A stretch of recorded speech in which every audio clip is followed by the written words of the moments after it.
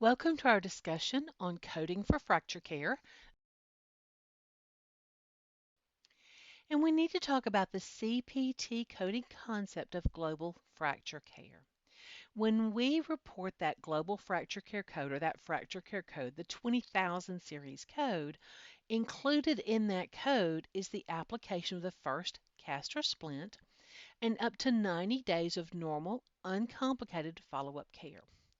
What is not included in that CPT code for the fracture care is an evaluation management service, if documented appropriately, with modifier 57. We'll talk about the modifiers in more detail in a few moments. X-rays, whether it's the initial X-ray, all follow-up X-rays that are medically necessary can all be reported separately.